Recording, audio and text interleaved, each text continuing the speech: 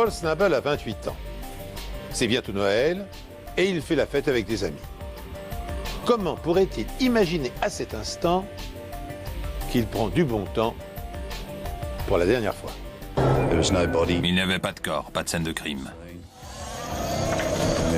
Des éléments essentiels dans une affaire de meurtre. Elle n'était pas très coopérative et n'avait pas l'intention de parler. Elle voulait lui donner une leçon. Il était bien plus impliqué qu'il ne le laissait entendre. Je me suis dit que si sa moto n'était plus là, c'est qu'il était parti.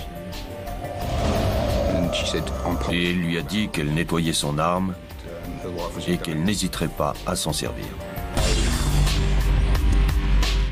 Bonjour, soyez les bienvenus sur ce plateau et merci d'être fidèles aux enquêtes impossibles. Comme vous allez le constater, cette histoire ressemble à une longue descente aux enfers. Elle commence dans la verdoyante campagne australienne et elle se termine devant la Cour suprême quand, au terme d'un procès retentissant, le procureur compare cette histoire à la scène la plus insoutenable du film Le Parrain.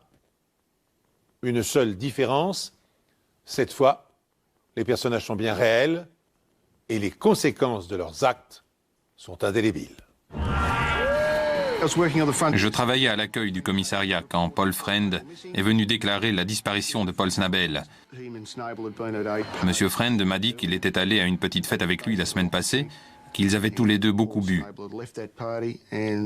Ensuite, Paul Snabel est parti et personne ne l'a jamais revu. Il connaissait Paul depuis 6 ans. Il m'a dit que c'était quelqu'un de bien et qu'il n'avait pas d'ennemis. Et qu'il était inquiet pour lui. La police apprend que la voiture de Paul Snabel est toujours devant chez lui, mais que sa moto a disparu. D'abord, j'ai cru qu'il était parti faire un tour en moto et qu'il n'était pas revenu. Je me suis dit qu'il était peut-être parti avec des amis, mais il n'était pas du genre à ne pas donner de nouvelles du tout. Le frère et la sœur sont très proches. Quelques mois plus tôt, Paul a conduit son unique sœur à l'hôtel pour son mariage. Ce jour-là, il était accompagné de Karen Randall. Ils étaient ensemble depuis 2 ans. C'était une relation assez houleuse qui cessait et reprenait. Et 2 mois avant, Paul avait agressé Karen, à qui il avait laissé un œil au beurre noir. C'est à la soirée organisée par Donna, la sœur de Karen, que le colocataire de Paul Snabel a vu celui-ci pour la dernière fois. Mais la police apprend qu'il a ensuite été vu chez Karen. Paul et Donna s'y sont rendus après la fête. Karen allait déménager, et donc elle faisait ses cartons, et Paul était censé l'aider. Mais au lieu de ça, Paul a continué à boire. Ce qui a vraiment agacé Karen, qui lui a demandé alors de partir. À 17h ce jour-là, il est parti avec sa moto et c'est la dernière fois qu'il a été vu vivant.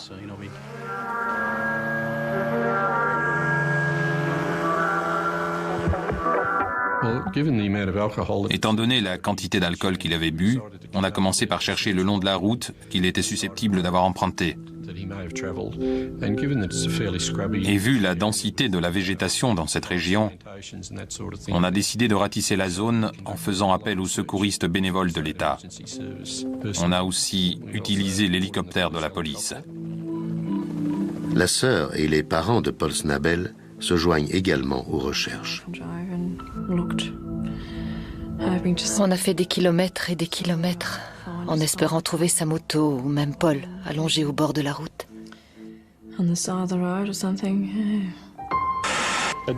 À ce stade des recherches, nous sommes inquiets pour sa sécurité. Il a très bien pu sortir de la route avec sa moto. Sa disparition n'a été signalée que la semaine dernière parce que le colocataire de Snabel pensait qu'il était parti pour une virée de quelques jours à moto. Mais il a commencé à s'inquiéter quand son ami n'est pas venu chercher sa paix à son travail. Il revenait d'une soirée et on pense qu'il était encore sous l'emprise de l'alcool. La police pense qu'il a pu tomber dans un ravin en parcourant les routes dangereuses de la région. Grâce à la couverture médiatique de l'affaire, Une femme nous a appelés en disant que son fils avait trouvé des pièces de moto à la décharge. J'ai trouvé les plus grosses pièces de ce côté. La majorité des pièces étaient là? Par là, ensuite, de l'autre côté, j'ai trouvé le phare juste là. C'était une pièce égarée, mais les autres? Toutes les pièces étaient là, sauf le phare, juste ici. Peu de temps après, on a reçu un appel disant qu'il y avait aussi des pièces de moto un peu plus loin, à la décharge de Yinar. On a trouvé la selle de la moto. Où l'avez-vous trouvée? Vous pouvez nous montrer? Je ne sais pas trop. À peu près là.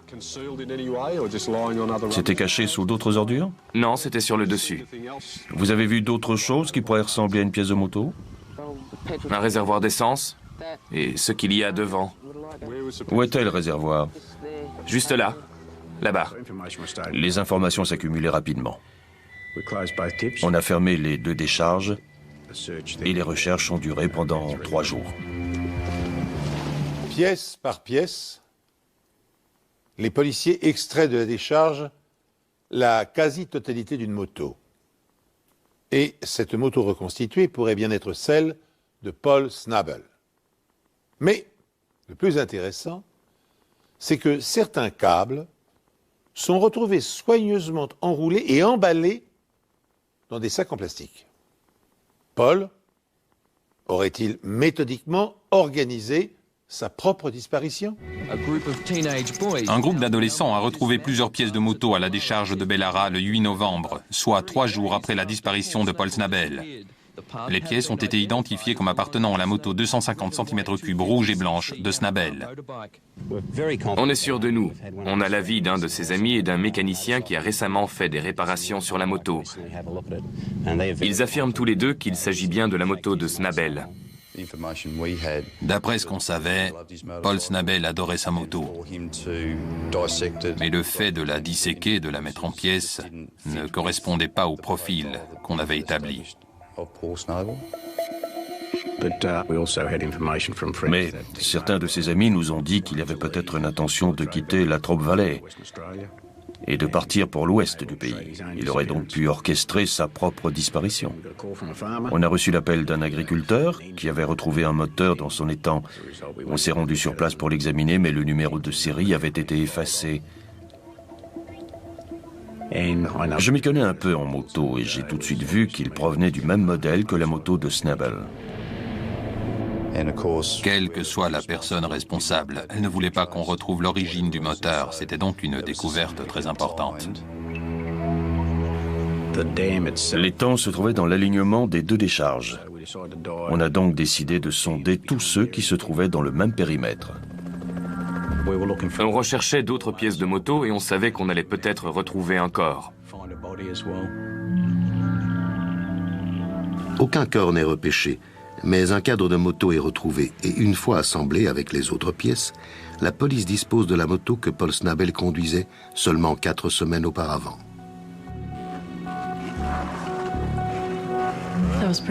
J'étais très inquiète pour lui. J'ai su qu'il s'était passé quelque chose de terrible.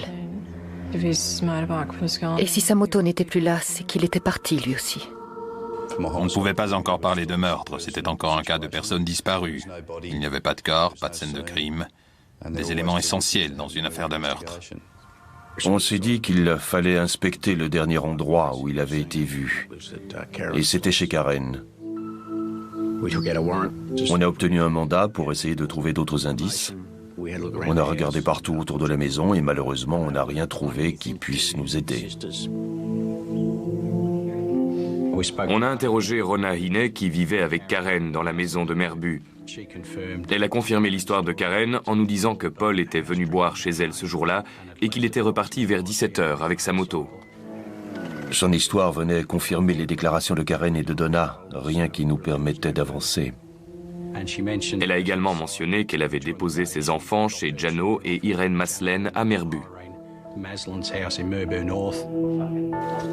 Malgré l'absence de ces 2 personnes à la fête, la police choisit de les ajouter à la longue liste de noms collectés pour l'enquête. Sur notre liste, on a mis les dernières personnes susceptibles de l'avoir vu d'un côté et les amis et autres personnes de son entourage de l'autre. À ce stade de l'enquête, les policiers doivent choisir entre deux hypothèses. Soit Paul Snabel a décidé de changer de vie sans en informer ses proches. Mais dans ce cas, pourquoi a-t-il détruit sa moto, son bien le plus précieux? Soit il a été assassiné, son agresseur ayant dépecé sa moto pour effacer les preuves. Parmi les indices récoltés dans la décharge, l'un d'entre eux intrigue les enquêteurs. Pourquoi des câbles de sa moto ont-ils été enveloppés dans des sacs en plastique? L'un des enquêteurs a reconnu les sacs comme étant ceux utilisés par une compagnie d'électricité. On a donc fait appel à un employé de l'entreprise pour qu'il vienne nous donner son avis. Et il a confirmé que c'était bien les sacs qu'ils utilisaient et qu'ils étaient généralement accessibles à tout le monde. À la suite de cette information, les noms des employés sont comparés aux personnes figurant sur la liste de noms de la police. Peu de temps après, on a découvert que Jano Maslen travaillait dans cette compagnie. Jano Maslen fait partie des centaines de personnes qui travaillent à la compagnie d'électricité. Il n'a aucun casier judiciaire, mais sachant qu'Irène, sa femme, est une amie d'une connaissance de Paul, la police décide de leur rendre une petite visite. On a obtenu un mandat et on est allé chez Jano et Irène Maslen. On a parlé à Irène, qui nous a dit que la première fois qu'elle avait entendu parler de Paul Snabel et de sa disparition, c'était aux informations. Jano nous a dit que le jour de la disparition de Paul, le 5 novembre, il était chez lui en train de creuser un trou dans son jardin où ils allaient mettre une piscine. Ensuite, on a fouillé le garage et on a retrouvé des sacs plastiques provenant de la compagnie d'électricité, le même genre de sacs que ceux retrouvés dans la décharge. On a aussi remarqué qu'il y avait des câbles soigneusement enroulés et que ça ressemblait beaucoup à la façon dont les câbles retrouvés dans la décharge avaient été disposés dans les sacs. Tout était parfaitement rangé, et pour un garage, c'était impeccable. Le seul endroit où on a retrouvé des résidus, c'était dans une faille par terre. J'ai prélevé la poussière qui s'était accumulée dans les failles, et j'ai trouvé des fragments de métaux et de la peinture rouge. Sur l'établi, on a aussi trouvé une lime sur laquelle il y avait de la peinture, de la même couleur que les pièces de moto et identique à celle que j'ai retrouvée dans les failles, sur le sol. On a confié tout ce qu'on avait trouvé au labo pour voir s'il y avait un lien avec les pièces de moto retrouvées à la décharge et dans les temps.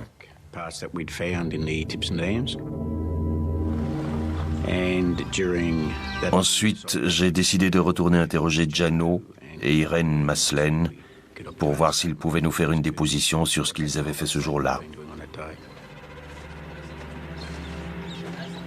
Quand la police arrive, Jano n'est plus le même homme. Alors qu'il s'était montré plutôt coopératif la première fois, il dit à la police que sa femme et lui ne feront aucune déclaration.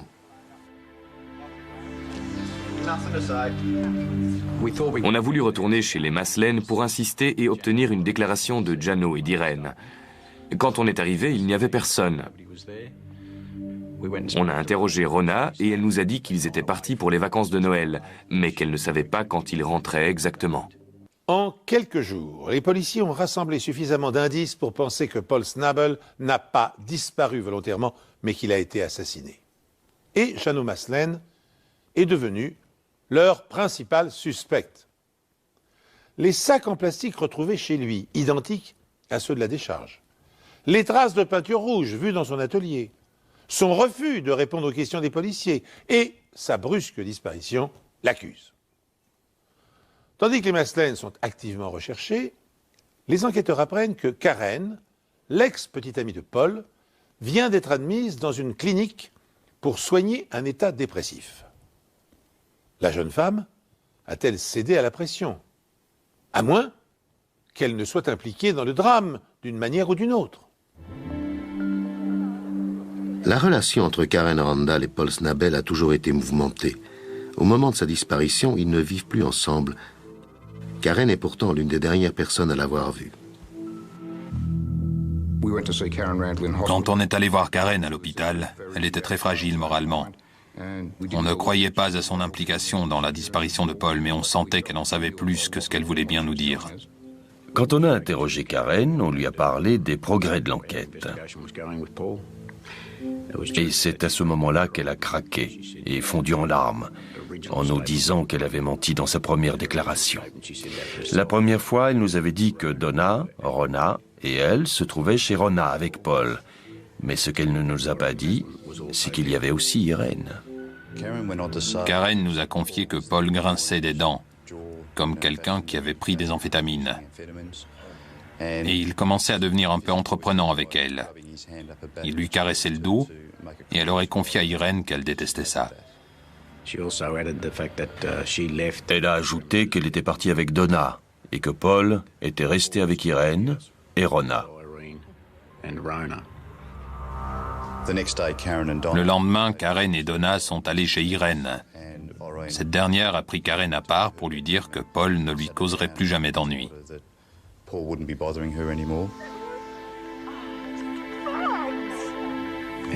Elle s'est effondrée et s'est mise à pleurer.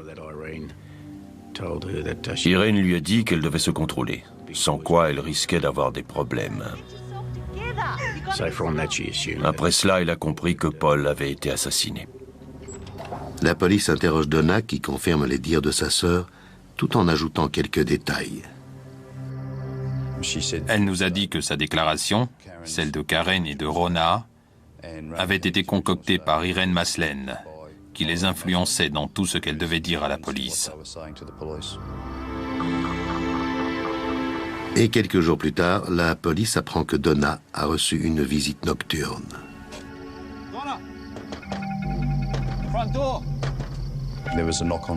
Quelqu'un a frappé à la fenêtre de sa chambre et lui a dit qu'il était venu la chercher à la demande d'Irène.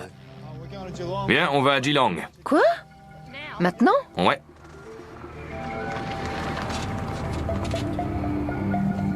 Lorsqu'elle arrive à la maison de vacances d'Irène, elle est conduite à l'écart.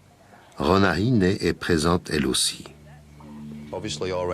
Apparemment, Irène Maslen avait peur que quelqu'un révèle des choses à la police. Irène avait peur que Karen dise quelque chose et a demandé à Donna de s'occuper de l'affaire Terre. Et tu vas aussi le dire à ta petite sœur, Karen. Il faut absolument que tu te taises. Je comprends. Et elle a dit à Donna qu'elle nettoyait son arme. À mon avis, c'était sa façon de dire qu'elle était armée et qu'elle n'hésiterait pas à s'en servir. Les Maslen sont alors devenus notre centre d'intérêt, et particulièrement Irène. On est allé là où les Maslen étaient censés séjourner. On a frappé à la porte et c'est un certain Ian Gillen qui nous a ouvert. Il nous a dit que les Maslen étaient bienvenus ici, mais qu'on les avait manqués parce qu'ils étaient partis la veille. Grâce à ces informations, les policiers entrevoient l'ombre d'une conspiration. Sous l'autorité d'Irène Maslen, les amis de Karen se sont-elles coalisés pour éliminer Paul? Pour en avoir confirmation et déterminer le rôle joué par chacun, les enquêteurs interrogent Donna, la jeune sœur de Karen. Sans doute pour alléger sa conscience, cette dernière raconte alors ce qui s'est réellement passé le jour où elle a emmené Paul dans la maison isolée qu'occupaient Karen et Ronna. J'étais sur le canapé et je crois que Karen était sur le lit de Ronna. Je les ai entendus parler. Elle voulait faire une injection d'amphétamine à Paul. Qui disait ça? Ronna et Irène. Finalement, elles ont réussi à le convaincre. Ils étaient là dans la cuisine. Et quand j'ai rouvert les yeux, ils n'étaient plus là. Et puis, je les ai vus ressortir de la salle de bain. Irène Maslen a confirmé plus tard qu'elle lui avait fait une injection, mais que c'était un mélange d'amphétamine et de solution acide. Et elle m'a dit... Sors d'ici parce qu'il va tomber. Et si tu veux pas voir ça, il vaut mieux que tu partes. Ou quelque chose comme ça. Elle s'attendait à ce qu'il s'écroule dès qu'elle lui aurait injecté le produit. Et à ce moment-là, Karen et Donna sont partis.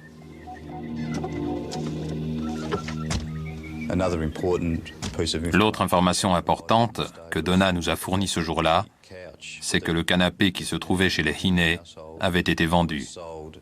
Et j'ai découvert plus tard que c'était parce qu'il y avait des taches dessus. Et je suppose que c'était des traces de sang. On vous a dit quel genre de taches c'était? Non, on m'a juste dit qu'elles n'avaient pas réussi à les enlever et qu'elles avaient décidé de se débarrasser du canapé. Je suppose que c'était du sang. Quand on a su que le canapé avait été vendu, on a retrouvé la personne qui l'avait racheté et on l'a récupéré pour l'examiner, ce qui nous a permis de confirmer la présence de sang dessus. J'arrive pas à imaginer ce qu'ils lui ont fait. Ils ont dû le frapper ou quelque chose comme ça. À ce stade, l'enquête avait fait un grand bond en avant. On savait avec certitude qu'Irene Maslen était impliquée et qu'elle avait probablement blessé, voire tué Paul Snabel. Rona Hiney faisait aussi partie de nos principaux suspects. Mais on ne savait pas où les trouver, ni à quel moment on allait pouvoir les coincer. La police est convaincue de la culpabilité d'Irene Maslen et de Rona Hiney dans la disparition de Paul Snabel. Mais les deux femmes, ainsi que le mari d'Irene, sont pour le moment introuvables. Lorsque les enquêteurs avaient voulu voir les Maslen, ils avaient fait la connaissance de Ian Gillan. À ce moment-là, il avait peu de choses à dire. Mais Ian Gillan les recontacte par la suite pour leur dire qu'il se trouvait avec les Maslen le jour de la disparition de Paul. Il nous a dit qu'il était présent chez les Maslen le 5 novembre pour creuser les fondations de la piscine. Et ça vous a pris une bonne partie de la journée? Oui. Mais à un moment, Jano Maslen a quitté la maison pour revenir 2 heures plus tard, avec une remorque transportant une moto. Elle a dit qu'il fallait la démonter. Qui a dit ça? Irene, Et qui a participé à ce démontage? Jano, Irene, Rona et moi. On vous a dit d'où venait cette moto et pourquoi il fallait la démonter? Non, on m'a juste dit qu'il fallait la démonter et s'en débarrasser. Il montre ensuite à la police l'endroit où les pièces de moto ont été éparpillées. Que s'est-il passé ici? Jano a jeté une roue dans l'eau, mais elle n'a pas coulé. Alors il a pris le moteur et il l'a lancé dedans. Ensuite, on est remonté dans la voiture et j'ai dit qu'il y avait un autre étang un peu plus loin. Alors on y est allé. Et ici, qu'est-ce qui s'est passé? On a jeté d'autres pièces, dont le cadre de la moto. Et ici? J'avais un sac rempli de petites pièces emballées dans des sachets. On s'est séparés et on les a éparpillées un peu partout. La décharge était pleine à craquer ce jour-là. C'était quel genre de sachet? Des sacs en plastique transparent. Est-ce qu'à un moment donné, vous avez compris que la moto que vous aviez démontée appartenait à Paul Snabel? Non.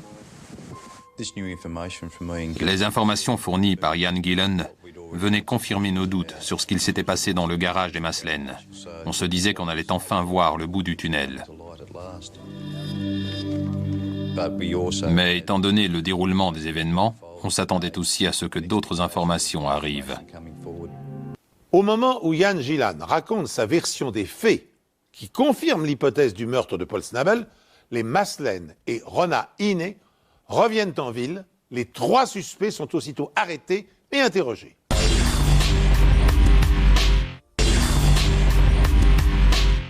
Au moment où Ian Gillan raconte sa version des faits, qui confirme l'hypothèse du meurtre de Paul Snabel, les Maslen et Rona Hiney reviennent en ville. Les 3 suspects sont aussitôt arrêtés et interrogés. En commençant par Irene, qui apparaît comme l'instigatrice du traquenard. Je dois vous dire que vous avez le droit de garder le silence. Tout ce que vous direz pourra être retenu contre vous, vous comprenez? Oui. Je dois aussi vous informer des droits suivants. Vous pouvez contacter ou essayer de contacter un ami pour l'informer de votre situation. Oui. Et vous pouvez aussi joindre un avocat. En plus d'un ami? Oui, c'est bien clair? Oui, je peux avoir un bottin. Oui. Qui souhaitez-vous contacter? N'importe quel avocat. Très bien. Veuillez me suivre. On va vous fournir un bottin et un téléphone. Je peux appeler les renseignements? Oui, vous pouvez. L'attitude d'Irène envers nous était très méprisante. Elle n'avait pas l'intention de parler. Elle ne ferait aucun commentaire. Vous venez de passer votre appel. Est-ce que vous avez eu des conseils juridiques? Irène, avez-vous reçu des conseils juridiques? Elle ne voulait pas coopérer et on savait qu'elle ne parlerait pas. Je vous le demande encore une fois. Connaissez-vous une personne du nom de Paul Snabel? Quelle que soit la façon de l'aborder, on ne pouvait rien en tirer. Elle restait là, sans rien laisser voir. Vous m'entendez, Irène? Vous voulez dire quelque chose sur ce qu'il s'est passé dans cette maison d'Ingles Road à Merbou le 5 novembre 1989?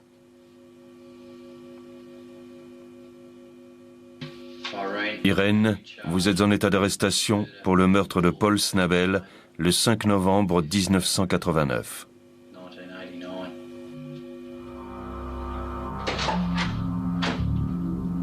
En revanche, Rona Hiney est loin d'avoir le même aplomb.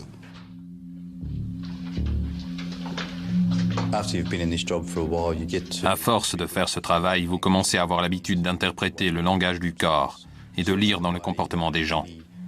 Et le comportement de Rona Hiney nous disait qu'on avait peut-être touché le gros lot avec elle. On voyait très bien qu'elle était inquiète parce qu'elle ne savait pas ce qu'on savait sur cette histoire et sur son implication dans le meurtre de Paul Snabel. Vous connaissez un certain Paul Snabel? Oui. Et comment le connaissez-vous? Par Karen Randall, mon ex-colocataire. Concernant le 5 novembre, vous vous souvenez de ceux qui sont venus chez vous? Oui. C'était qui? Donna et Paul.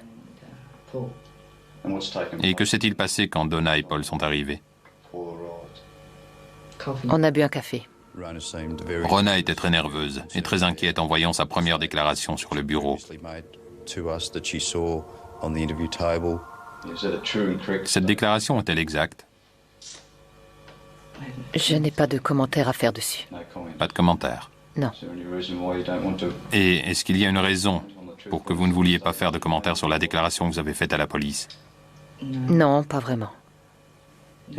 Peu de temps après cet interrogatoire, Rona est venue parler à l'inspecteur John Rawlinson et à moi-même pour nous dire que Ian Gillan était bien plus impliqué qu'il ne nous l'avait laissé entendre. Après des mois de mystère autour de la disparition de Paul Snabel, Irène Mazelen, son mari Ian Alfred et leur amie Rona Hiney ont été arrêtés la nuit dernière pour meurtre. Interrogée peu de temps après son arrestation, Rona Hiney, l'ex-colocataire de Karen, décide qu'elle ne paiera pas seule pour le meurtre de Snabel. Elle désigne alors un conspirateur qui ne figurait pas jusqu'à présent sur la liste des suspects. Ian était à la porte avec une batte de baseball. Rona déclare à la police que Ian Gillan n'a pas uniquement participé au démontage de la moto et à la dissimulation des pièces dans les décharges locales. J'aimerais parler avec vous du meurtre de Paul Joseph Snabel.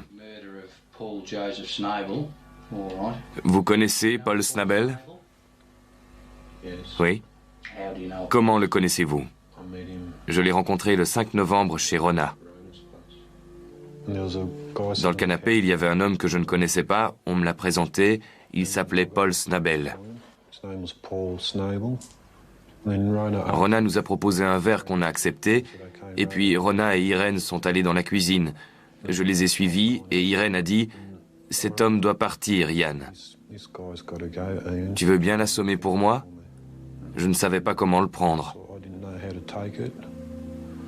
On est revenu avec nos verres. Ian Gillan ne savait plus ce qu'il devait faire.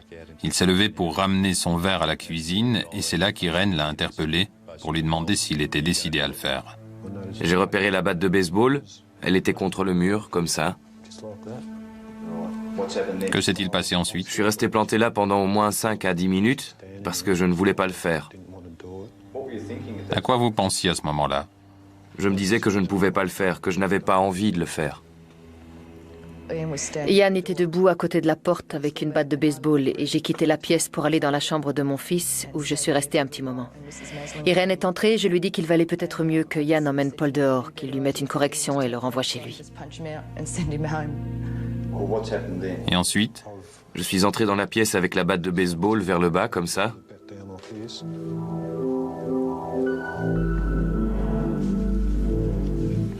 Et je l'ai frappé comme ça. Et quand j'étais dans la chambre, j'ai entendu comme un bruit sourd. à quel niveau l'avez-vous touché? Sur le côté de la tête, ici. Sur cette zone. Oui. J'ai trouvé ça bizarre que Yann n'ait pas hésité à frapper Paul Snabel avec une batte de baseball alors qu'il le connaissait depuis seulement 30 minutes. On aurait dit qu'il avait très peur d'Irène. Et puis des tas de choses m'ont traversé l'esprit. Je me suis dit que si je le faisais pas, ça pourrait être moi le prochain. Il fallait que je le fasse. Dans quel état était-il après le choc? Il s'est affaissé sur le côté de la chaise et du sang a coulé sur le tapis. Montrez-moi à quel endroit le sang coulait. À peu près là. Comme il n'y avait pas de tache apparente, on a soulevé la moquette et en dessous, il y avait ce qui pouvait être du sang. On a tout de même fait un test qui a confirmé qu'il s'agissait bien de sang. Et en regardant d'un peu plus près les chaises du salon, on a retrouvé une autre tache sur l'un des accoudoirs. Le sang est humain, mais en 1990, en l'absence de test ADN, il est impossible de savoir s'il s'agit de celui de Paul Snabel. Mais cet indice prouvait que le meurtre avait bien eu lieu dans cette partie de la maison.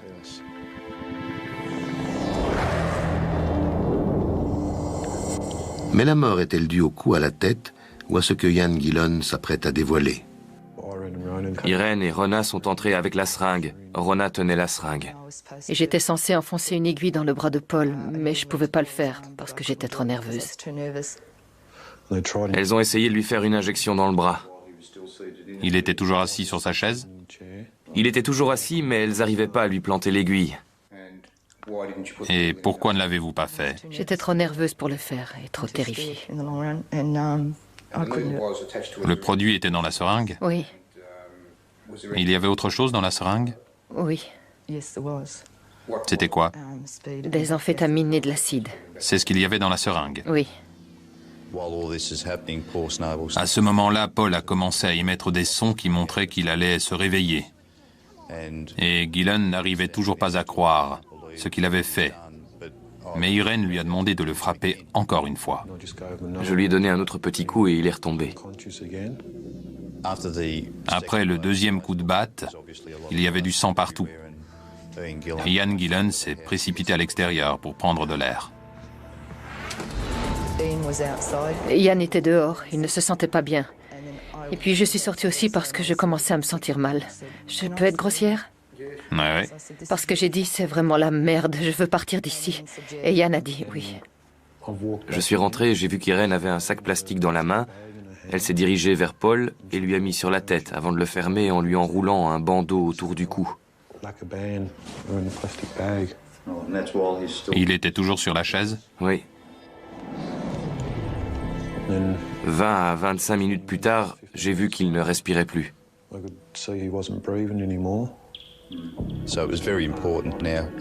À ce stade, il fallait qu'on retrouve le corps pour confirmer cette version et déterminer la cause de la mort. Déterminée à aller jusqu'au bout dans sa confession, Rona Hiney parle de ce qu'Irène et elle ont fait du corps. On a roulé jusqu'à un endroit appelé Shady Creek, mais je n'y étais jamais à l'avant. Et c'est là que vous avez trouvé le bon endroit. Oui, on a roulé quelque temps.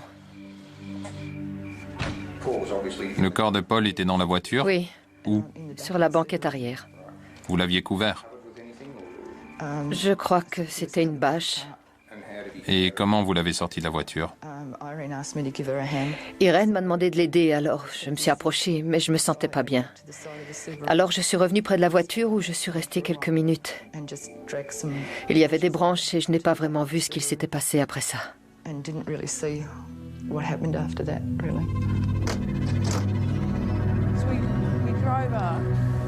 Rona conduit les enquêteurs à l'endroit où elle s'est rendue avec Irène 10 semaines auparavant.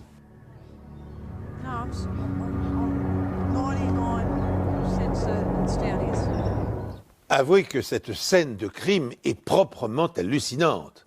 4 jeunes femmes ont attiré dans un piège l'ex-fiancé de l'une d'entre elles avec l'intention de le tuer de sang-froid. Un garçon, Ian Gillan, qui n'a jamais vu la future victime auparavant, s'est joint à la bande. Puis, méthodiquement, avec un cynisme inconcevable, les comploteurs s'acharnent à mettre en œuvre leur plan diabolique, en injectant tout d'abord dans les veines de Snabel un mélange d'amphétamine et d'acide, puis en le frappant à la tête à 2 reprises avec une batte de baseball. Mais les coups ne l'achèvent pas. Et comme ce n'est toujours pas suffisant, Irène Maslen l'étouffe avec un sac en plastique. Excepté les cinéastes spécialisés dans les films d'horreur, qui pourrait imaginer infliger un tel châtiment à un innocent? Rona est incapable d'indiquer aux policiers où le corps de Paul a été déposé. Son témoignage et celui de Ian Gillan permettent néanmoins d'établir le mobile du meurtre. Et en découvrant la vérité, les enquêteurs sont sous le choc. Ian Gillan a avoué que Paul avait été tué. Et je l'ai frappé comme ça. Et il en a également donné la raison. On a aussi vu Irène dans ce garage. Ouais. Elle avait un récipient et une seringue à la main. Je lui ai demandé ce qu'elle faisait et elle m'a dit qu'elle la remplissait. Elle m'a dit que Paul devait mourir parce qu'il frappait tout le temps Karen, mais que Karen était trop effrayée pour le dire à la police. Il fallait qu'il meure avant de la tuer. Une déclaration confirmée par Rona. Mais les 2 femmes ne sont pas les seules à avoir préparé ce meurtre. Vous en avez parlé avant, je suppose. 2 jours. 2 jours. Et quand vous en avez parlé, qui était présent? Irène et moi, Donna et Karen. Donc elle savait ce qui allait se passer. Oui. Et vous étiez toutes d'accord sur le fait qu'il devait mourir. Oui. J'étais choqué par cette information parce que Karen et Donna nous avaient beaucoup aidés dans notre enquête. Et de témoins majeurs, elles sont devenues les principaux suspects. À partir de là, on devait les considérer comme des membres de la conspiration. Il fallait donc qu'on les interroge. On a eu une discussion au sujet de Paul. Irène voulait s'en charger. Elle voulait lui donner une leçon. Irène ne l'aimait pas. Elle ne l'aimait vraiment pas. Rona n'avait rien contre lui, mais après... Y avait-il une raison pour qu'Irène ne l'aime pas? Je crois que c'est parce qu'elle m'a vue avec un œil au beurre noir. Elle ne l'avait pas souvent rencontré et elle ne le connaissait pas vraiment. Mais elle a juste dit qu'elle voulait s'en débarrasser. Mais ça voulait dire quoi d'après vous? S'en débarrasser, je suppose qu'elle parlait de le tuer.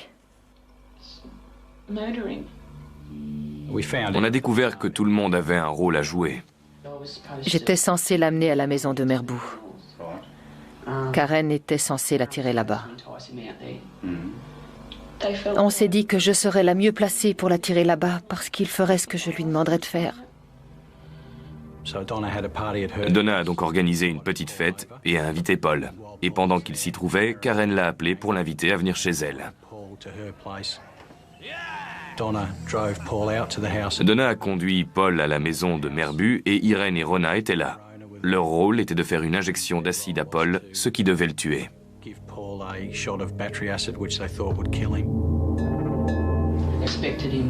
Je m'attendais à ce qu'il s'écroule dès l'instant où il aurait mis ce truc dans son bras, mais il allait bien. Il s'est rapidement retrouvé dehors, à se balader partout, et même à monter sur sa moto. Après, je l'ai vu se diriger vers le garage, et je voyais qu'il n'arrivait plus à avancer, et qu'il ne maîtrisait plus grand-chose. Alors je suis rentrée et j'ai demandé à Rona ses clés de voiture parce que je voulais partir. Je tremblais. J'étais anéantie, je ne savais plus quoi faire. C'est à ce moment-là que Karen et Donna sont partis. Et quand elle a vu que l'injection ne faisait pas effet, Irene a fait appel à Ian pour frapper Paul avec une batte de baseball. Et comme il était encore en vie, Irene est intervenue en lui mettant un sac plastique sur la tête pour l'achever. Même si Paul était encore en vie au moment où Karen et Donna ont quitté la maison, elles ne pouvaient pas ignorer le sort qui l'attendait. Et elles n'ont rien tenté pour empêcher que le massacre se produise. Elles sont donc accusées de complicité de meurtre. Je ne pensais pas que ça allait vraiment arriver. Je suppose qu'après avoir entendu parler de l'acide, vous saviez ce qui arriverait à la personne à qui on injecterait ce produit. Je savais qu'elles en parlaient. Je savais que l'acide pouvait tuer. Et vous avez contacté Paul? Je crois pas.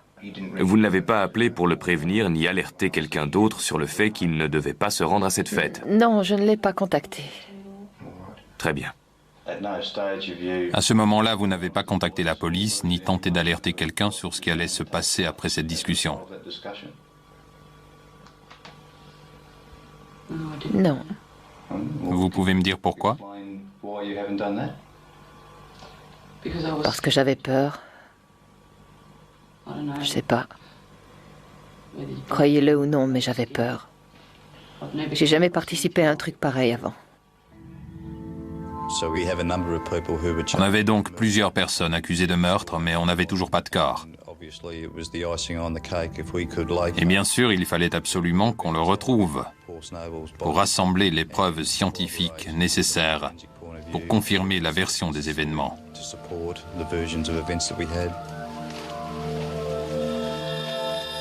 Après avoir minutieusement fouillé la zone que Rona Hine a identifiée comme étant l'endroit où le corps de Paul Snabel avait été déposé, la police finit par découvrir des vêtements et des os humains, dont un crâne et une mâchoire.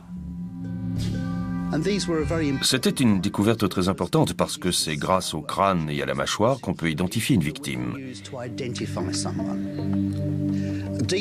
On a procédé à un examen dentaire approfondi et les dents retrouvées sur la mâchoire supérieure et inférieure correspondaient à celles de Paul Snabel.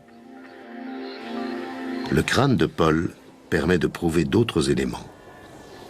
En examinant le crâne, on a découvert que sur le côté gauche de la tête, il y avait d'importantes fractures parcourant toute la moitié du crâne. Et les caractéristiques de ces fractures indiquaient qu'il avait reçu plusieurs coups d'une incroyable violence sur la tête. De pareils coups sont susceptibles de provoquer une perte de conscience immédiate, si ce n'est la mort. La découverte des preuves ne s'arrête pas là. Là où on a trouvé les restes humains, on a aussi retrouvé un sac plastique, ce qui confirmait ce qu'on nous avait dit sur le fait qu'Irene l'avait étouffé en lui mettant un sac sur la tête. C'était une pièce à conviction très importante. Il y avait aussi un tronc qui portait des traces de peinture. Et Rona Hine nous a dit avoir heurté un arbre en faisant demi-tour avec sa voiture. Alors, quand on a retrouvé ce tronc avec cette peinture, ça a été un élément de premier ordre pour faire le lien entre la voiture des Maslènes et la présence de ce véhicule à l'endroit où le corps avait été retrouvé. Quand je suis arrivé sur les lieux ce jour-là, j'étais très satisfait. Je savais qu'on avait suffisamment de preuves pour résoudre cette affaire. Les premières procédures ont été lancées contre Donna et Karen Randall, Ian Gillan et Rona Hine. La quantité de preuves qu'on avait réussi à accumuler au cours de l'enquête engageait davantage leur culpabilité que celle des Maslènes. Rona, Donna, Karen sont condamnées pour meurtre. Toutes les trois font appel du jugement. Celui de Rona est rejeté. Et la sentence est confirmée. Elle passera 10 années en prison. Les sœurs ont droit à un deuxième jugement. Elles sont déclarées coupables de tentative de meurtre et passeront 2 ans derrière les barreaux. Ian Gillan a été condamné pour homicide involontaire. Son cas n'a pas été traité de la même façon du fait qu'il n'était pas présent le jour de cette discussion. Il n'avait pas prémédité le meurtre de Paul Snabel. De plus, on n'a pas pu établir que son geste avait été la cause de la mort, étant donné la participation des autres accusés. Après la condamnation de Rona, de Jan et des sœurs Andal, on a utilisé les témoignages des 4 accusés pour prouver la culpabilité des Maslen. Finalement, Irène Maslen décide de plaider coupable pour le meurtre de Paul Snabel. Elle passera 10 années en prison. Son mari est acquitté. J'ai du mal à savoir quel a été le véritable mobile du meurtre de Paul Snabel. On nous a dit des tas de choses. On nous a donné des informations au compte-gouttes. On nous a menti et à la fin de la journée, on avait une hypothèse assez claire sur la question. Mais quant à savoir si c'est la véritable raison, on ne pourra jamais en être sûr. On n'avait qu'1 an d'écart. On était assez proches. Et il a toujours aimé prendre soin de sa petite sœur. Il n'oubliait jamais de m'offrir des cadeaux pour mon anniversaire et pour Noël. Il me chouchoutait et me disait souvent qu'il m'aimait.